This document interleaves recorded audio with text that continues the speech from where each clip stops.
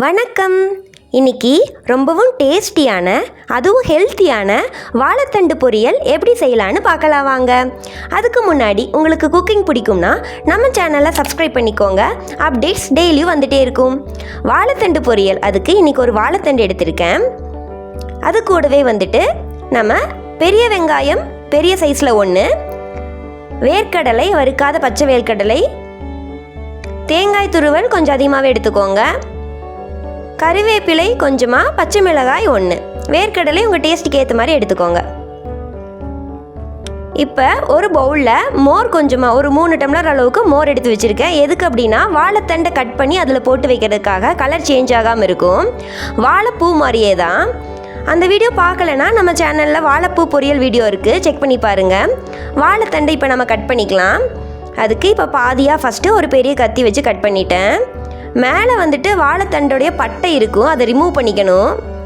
அதுக்கு இந்த பட்டையை லைட்டாக கீறி விட்டோம்னாவே நமக்கு தனியாக அது பிரிஞ்சு வரும். ஒரு பட்டை இல்லைன்னா 2 பட்டை அந்த மாதிரி பிரிஞ்சு வரும். அதை நம்ம ரிமூவ் பண்ணிக்கணும். இப்போ உள்ள ஸ்டெம் இருக்கும், அதுக்கு மேலே அது பிரிஞ்சு வராது, அதுதான் ஸ்டெம். அதை தான் நம்ம பொரியலுக்கு யூஸ் பண்ணணும். இப்போ நம்ம கட் பண்ண ஸ்டார்ட் பண்ணிடலாம். இந்த மாதிரி ரவுண்டாக கட் பண்ணிட்டோம்னா நமக்கு இடையில இருக்கிற நாரை ஈஸியாக எடுக்க முடியும்.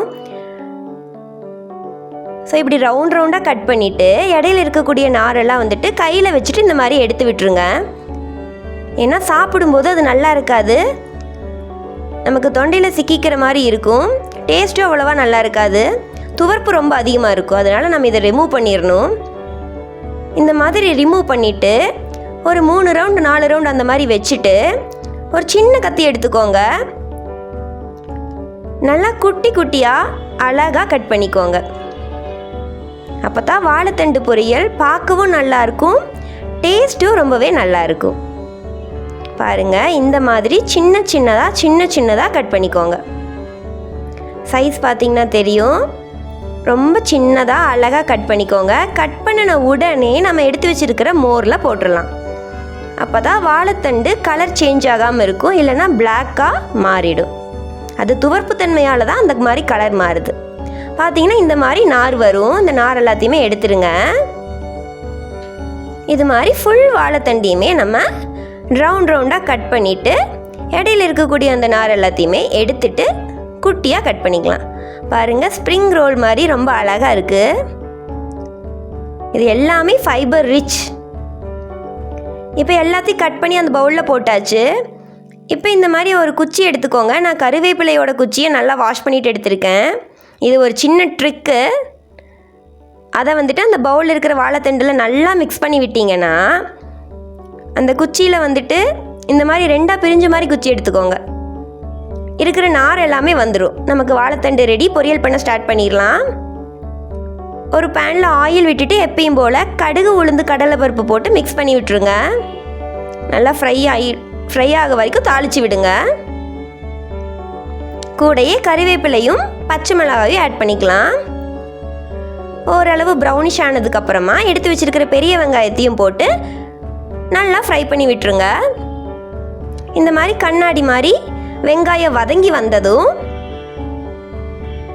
நம்ம வாழைத்தண்டை எடுத்து வச்சுருக்கிறத போட்டுடலாம். நான் வாழைத்தண்டை மோர்லேருந்து எடுத்து நல்ல தண்ணியில் ஒரு டைம் வாஷ் பண்ணி தண்ணியை வடிச்சிட்டு ஆட் பண்ணியிருக்கேன்.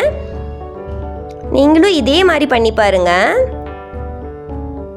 நம்ம மோர்லேருந்து எடுத்துட்டு ஒரு டைம் நல்ல தண்ணியில் வாஷ் பண்ணிவிட்டு அப்போவே நம்ம ஆட் பண்ணோம்னா கலர் சேஞ்ச் ஆகாது, நல்லா ஒயிட்டிஷாகவே வாழைத்தண்டு இருக்கும். நல்லா மிக்ஸ் பண்ணி விட்டுருங்க ஆயிலில் 1 நிமிஷம். பாருங்கள், சின்னதாக கட் பண்ணதுனால நமக்கு இது வாழைத்தண்டுனே பார்த்தா தெரியலை.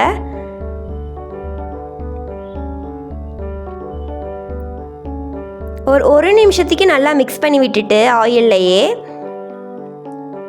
அதுக்கப்புறமா நம்ம தண்ணி, உப்பு ஆட் பண்ணிக்கலாம். இப்போ 1 ஸ்பூன் அளவுக்கு உப்பு ஆட் பண்ணிக்கோங்க. தண்ணி 1 கப் அளவு. வாழைத்தண்டு முழுசாக மூழ்க வேண்டியதில்லை, பாதி மூழ்கிற அளவுக்கு தண்ணி இருந்ததுன்னா போதும். வாழைத்தண்டு நல்லா வெந்து வந்துடும்.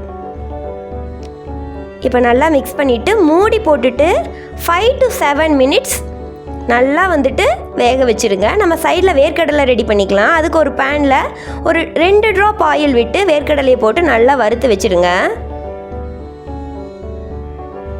வறுத்த வேர்க்கடலையாக இருந்ததுன்னா நீங்கள் அப்படியே கூட ஆட் பண்ணிக்கலாம். இப்போ ஆஃப்டர் 7 மினிட்ஸ் பார்த்தீங்கன்னா தண்ணி எல்லாம் ட்ரெயின் ஆகி நல்லா வெந்து வந்துருச்சு. இந்த டைமில் நம்ம தேங்காய் துருவல் ஆட் பண்ணிக்கலாம். தேங்காய் துருவல் நிறையாவே ஆட் பண்ணிக்கோங்க. அப்போ தான் துவர்ப்பு தன்மை இல்லாமல் வாழைத்தண்டு பொரியல் ரொம்ப நல்லாயிருக்கும்.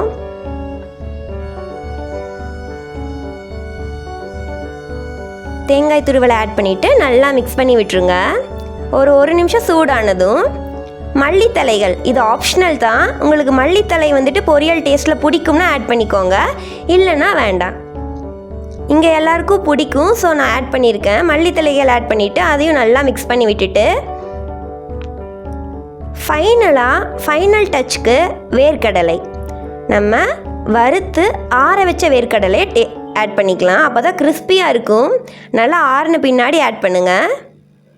இப்போ நல்லா மிக்ஸ் பண்ணி விட்டுட்டு நம்ம அடுப்பை ஆஃப் பண்ணிடலாம். ஸோ நம்ம எல்லாருமே வாழைத்தண்டு பொரியல் செஞ்சுருப்போம். இந்த மெத்தடில் நீங்கள் செஞ்சுருக்கீங்க அப்படின்னா கண்டிப்பாக கமெண்ட் பண்ணுங்கள். இல்லை நீங்கள் வேறு எந்த மாதிரி செய்வீங்க அப்படின்னாலும் அதை கமெண்ட்டில் மென்ஷன் பண்ணுங்கள். சூப்பர், நமக்கு வாழைத்தண்டு பொரியல் ரொம்ப நல்லா ரெடி ஆயிடுச்சு. இது ரொம்ப ஹெல்த்தி. இதே மாதிரி மெத்தடில் செஞ்சு பாருங்கள். உங்களுக்கு இந்த வீடியோ பிடிச்சிருந்துன்னா நம்ம சேனலை மறக்காமல் சப்ஸ்கிரைப் பண்ணிக்கோங்க.